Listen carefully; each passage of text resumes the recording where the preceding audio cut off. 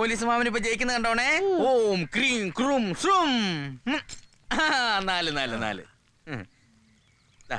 ഇനി ചേട്ടൻ കളിക്കാം. മോളോട്ട് കളിക്കുന്നോ? ഇത് കഴിഞ്ഞിട്ട് കളിക്കണം കേട്ടോ. മോള് ജയിക്കാൻ പോന്നേ. ഇനി മാമന്റെ കളിയേ.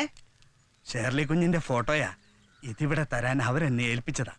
പയ്യന്റെ 1-2 ഫോട്ടോ ഇവിടെ ഉണ്ടെന്ന് പറഞ്ഞു. കിട്ടിയിരുന്നെങ്കിൽ. ഇപ്പൊ അതൊന്നും ചോദിക്കണ്ട, പിന്നെ എത്തിക്കാൻ വാവച്ച. ആയിക്കോട്ടെ, വാവച്ചനൊന്നും അതൊന്നും വേണ്ട സമൽ സാറേ. വെച്ചോ, വാവച്ചന് ഇതിനു വേണ്ടി ഒരുപാട് ബുദ്ധിമുട്ടിയതാ. കേസും വഴക്കൊക്കെ ഒന്ന് കഴിഞ്ഞോട്ടെ. നല്ല സ്റ്റൈലൻ ആലോചനയായിട്ട് ഞാൻ വരും. എന്നാ പിന്നെ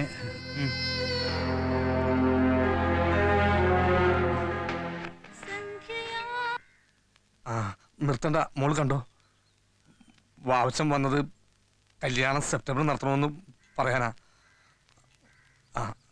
തീയതി അവർ നിശ്ചയിച്ചറിയിക്കും.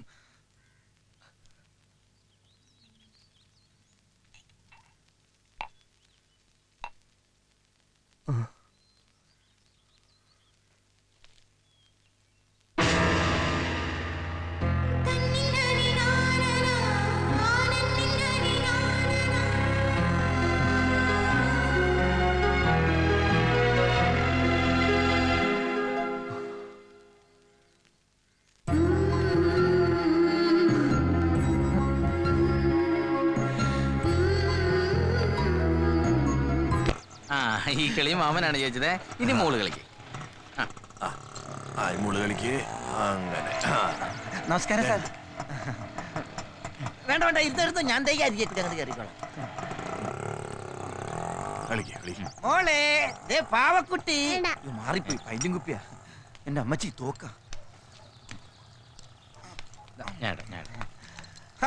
ഇതാരാ അളിയനാ? ജോലിക്കും പണിക്കും പോകാതെ ഇങ്ങനെ കറങ്ങി നടന്നോ? എന്തെങ്കിലും ജോലിക്ക് പോടാ. എന്തായി സസ്പെൻഷൻ? ആദ്യം സ്വന്തമായിട്ടൊരു ജോലി ഉണ്ടാക്കി, എന്നിട്ട് ആണുങ്ങളെ പോലെ സസ്പെൻഷൻ മേടിക്കട്ടാ, എന്നിട്ട് സംസാരിക്കും. കർത്താവേ സ്തോത്രം. ഞാൻ അങ്ങോട്ട് അകത്തേക്ക്. അയ്യാ,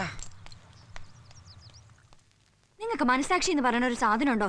ഞങ്ങൾ എവിടെയൊന്നും ഓർക്കാതിരിക്കാൻ യഹോവയോട് പ്രാർത്ഥിച്ചുകൊണ്ടിരിക്കുക. അപ്പോഴാ ഇല്ലാത്ത ഒരാളുടെ പേരും കൂടെ പറഞ്ഞ് അങ്ങനെ നിങ്ങളുടെ സസ്പെൻഷൻ ഇപ്പൊ പിൻവലിക്കണ്ട. നിനക്കല്ലേലും ഞാൻ ജോലിക്ക് തിരിച്ചു കയറണമെന്നോ രക്ഷപ്പെടണമെന്നോ ഇല്ലല്ലോ. കേട്ടവരൊക്കെ പറയുന്നത് ദൈവം തമ്പുരാനായിട്ടൊരു അവസരം കൊണ്ട് തന്നുന്നാ. രൂപ 1 2 അല്ല, 2 ലക്ഷമാ. 2 lakhs.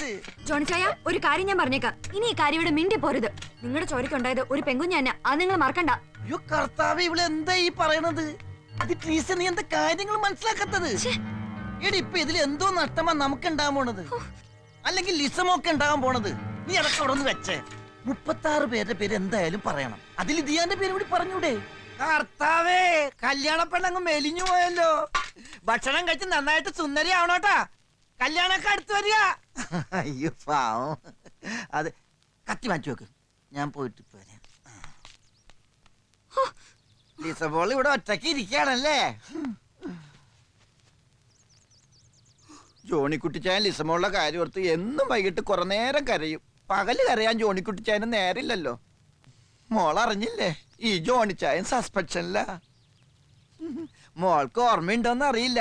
ജോണിക്കുട്ടിച്ചായൻ പണ്ട് ഇടുക്കിയിൽ സർക്കസ് കാണാൻ കൊണ്ടുപോയത്, ജംബോ സർക്കസ്. അന്ന് മോള് ബസ്സിൽ വെച്ച് വാള് വെച്ചു, ഛർദിച്ചേ. എന്റെ ഭാര്യയുടെ അനിയത്തിയാണെങ്കിലും ലിസമോൾ എനിക്ക് മൂത്ത മോളെ പോലെയാ. ആ മോൾക്ക് ഈ ഗതി വന്നല്ലോ എന്ന് ഓർക്കുമ്പോ അവന്റെയൊക്കെ തലയിൽ വെള്ളിടി വെട്ടട്ടെ.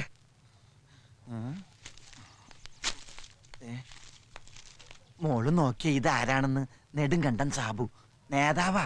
പേര് കൊടുത്തു വെച്ചോ, കോടതി പറയാനുള്ളതാ. നെടുങ്കണ്ടൻ സാബു, 34 വയസ്സ്. മോൾ ഈ പേര് വെറുതെ ഒന്ന് പറഞ്ഞാ ജോണിച്ചായന്റെ സസ്പെൻഷനും പിൻവലിക്കും, 2 ലക്ഷം രൂപയും കിട്ടും. പേര് മറക്കണ്ട, നെടുങ്കണ്ടൻ സാബു, 34 വയസ്സ്. ഉദാഹരണത്തിനൊരു അപ്പുക്കുട്ടൻ ഉണ്ടെന്നിരിക്കട്ടെ, അതിന് പകരം നെടുങ്കണ്ടൻ സാബു, 34 വയസ്സ്.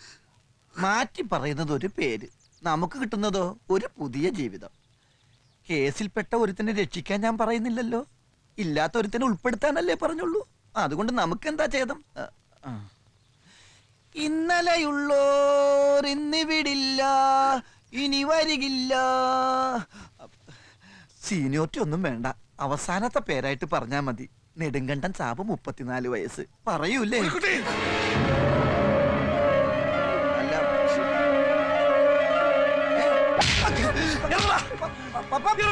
ഞാൻ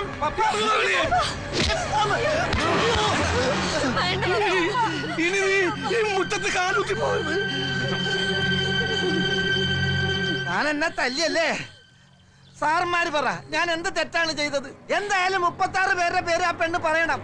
ഇല്ലെങ്കിൽ തത്ത പറയണ പോലെ സാറുമാരെ അവളെ കൊണ്ട് പറയിപ്പിക്കും. ആരെ രക്ഷപ്പെടുത്താന്ന് ഞാൻ പറഞ്ഞില്ലല്ലോ.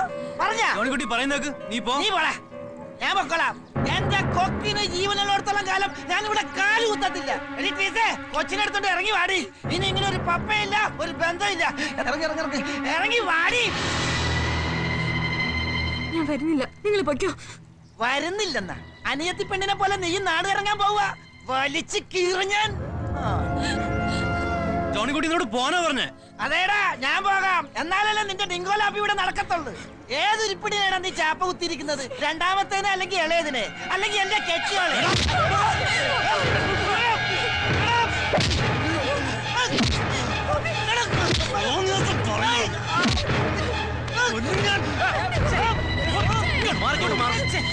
കാണിക്കുന്നേ ചുമ്മാ ഇരുന്നേ. അങ്ങോട്ട് പോയേ.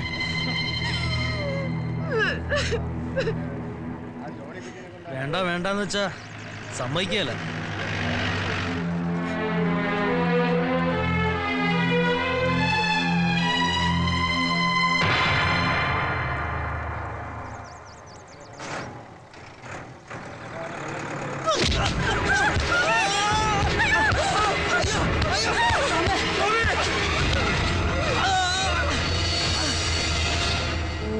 ശ്രീം ക്രീം ക്ലീം തമല തിമല തലപ്പാറ ഭഗവതി ചാത്തന്മാരെ ചാത്തന്മാരെ അപ്പനപ്പൂപ്പന്മാരെ ഓം ശ്രീം ക്രീം. എന്റെ തള്ളെ നിങ്ങളിതും കൊണ്ട് പോകുന്നുണ്ടോ? നാട്ടുകാർ വേണ്ട. നാട്ടുകാരറിഞ്ഞ നാണക്കേടുണ്ടാവുന്ന ഒരു തൃപ്പുത്രൻ. എനിക്കറിയാൻ മേലഞ്ഞിട്ട് ചോദിക്കുക, നിന്റെ ആരാ അവര്? അവൻ പോയിരിക്കുന്നു യന്ത്രവൾക്ക് വേണ്ടി അംഗം കുറിക്കാൻ. തള്ളയൊന്നും മിണ്ടാണ്ടിരിക്കുന്നുണ്ടോ? എനിക്ക് ദണ്ണുണ്ടടാ. ചാലത്തെ വാസുവിന്റെ മകളാ ഞാൻ. തലപ്പാറ ഭഗവതിയുടെ പുണ്യമുള്ളവള്. ദേവിക അങ്ങനെയൊന്നും പെട്ടെന്ന് മറക്കത്തില്ല. മറക്കുന്ന ചോരയുമല്ല ദേവികയുടേത്. അവന്റെ രണ്ടാമത്തെ മോള് ഷെർലിനെ നിനക്ക് പെണ്ണി ചോദിച്ചെന്നപ്പോ അവൻ എന്നതാ പറഞ്ഞേ?